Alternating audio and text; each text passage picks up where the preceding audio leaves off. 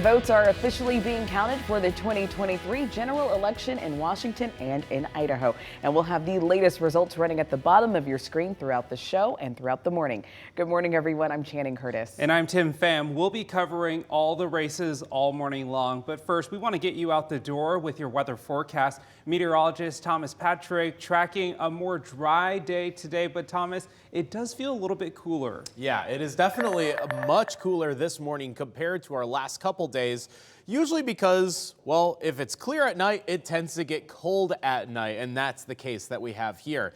No rain, but we could see some patchy fog. The spot that really stands out at the moment is Bonners Ferry, reporting 0 visibility at the moment. Meanwhile, Spokane got 2-mile visibility. That report, of course, out at the airport. There's your live look over Coeur d'Alene. Just definitely looks dark in the distance, so there still could be some patchy fog nearby, even if the observations aren't exactly showing fog at the moment, but relative humidities are well above 90%. But there's your cool morning. Most of our temperatures in the 30s as opposed to the 40s, but of course that is very normal for November.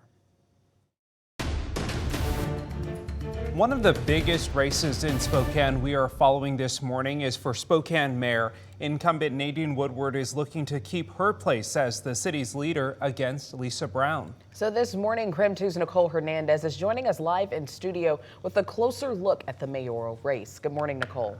Good morning, Channing, Tim. So current Mayor Nadine Woodward is running to keep her spot as the city's leader. Lisa Brown, the former Commerce Director, is challenging her and had some good momentum coming out of the primaries. Right now, Brown is in the lead with our current results. She has 52% of the vote, while Mayor Nadine Woodward has just 48% of the vote. About 2,000 votes is that difference there. Less than 50,000 votes in total have been counted so far in this race, though. The Spokane Democrats hosted an election party last night. Candidates Lisa Brown, Betsy Wilkerson, and Kitty Klitsky were all there, and our Amanda Rowley was also there. She talked with Lisa Brown about being in the lead at this point. Well, it may be quiet here now at the Spokane Democrat election party, but that was definitely not the case when the first round of election results came out. Those unofficial results are showing many of the candidates here leading in their races. Now, Lisa Brown feeling pretty confident about her lead in the race for Spokane mayor, and the crowd here was elated. Take a listen. Thank you so much. Lisa Brown says she is grateful to Spokane voters for their support. She is hopeful that Spokane will now have an administration that is transparent with the public and city council. I'm especially grateful for those who supported our vision of a better way forward, and it looks very good that many of you have trusted me to be the next mayor of Spokane. Lindsay Shaw was also here tonight. She was hoping to unseat incumbent city council member Michael Cathcart. Those unofficial results, although they show Michael Cathcart is in the lead, Shaw says she is hopeful that the next round of counting those ballots will be in her favor. Amanda Rowley, KREM 2 News. So we also talked to incumbent Mayor Nadine Woodward last night. She says she is still optimistic about the race after this first round of results came in. Well, this is about our city's future. This is about our future for our children and our grandchildren.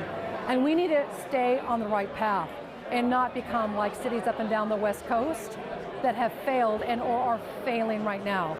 So we will hear more from Mayor Woodward and other candidates still ahead in our next half hour of Up with KREM. In studio, Nicole Hernandez, KREM 2 News.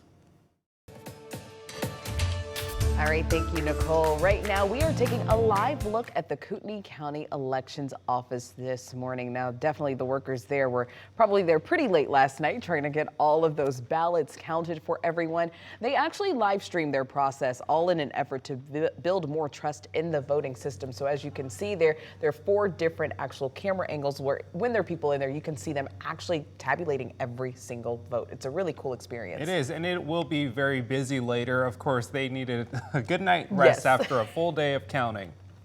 Now in Coeur d'Alene, several council seats are up for grabs. First up is Council Seat 1. Christy Wood is looking to keep her seat on council, but faces challenger Brian Winkler. So the results at this hour are here on your screen. 58% for Wood, while Winkler is carrying 42% of the vote.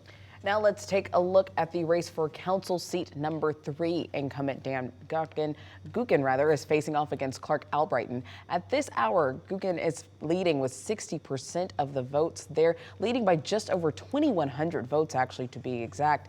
Clark Albrighton with 40% of the vote at this time. All right, now let's move over to seat number 5. Incumbent Dan English faces 2 challengers, Roger Garlock and Rob Knutson. Right now, English is in the lead with 51% of the vote, followed by Garlock with 39% of the vote.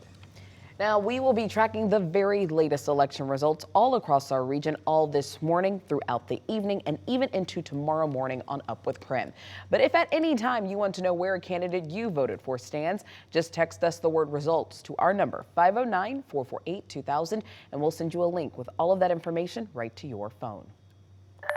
Bookending our election coverage with more weather this morning, a bit cooler outside, but no rainfall today. In fact, we have a pair of days that will be dry for the inland northwest. If anything, just a little bit of cloud cover developing thanks to some lingering moisture over central Washington, but not expecting any precipitation out of that. End up going to be a mostly cloudy or partly cloudy day today, with our high temperatures only topping the mid 40s. But all in all, even with current temperatures in the 30s and highs in the 40s, that ends up being a pretty normal November day for us.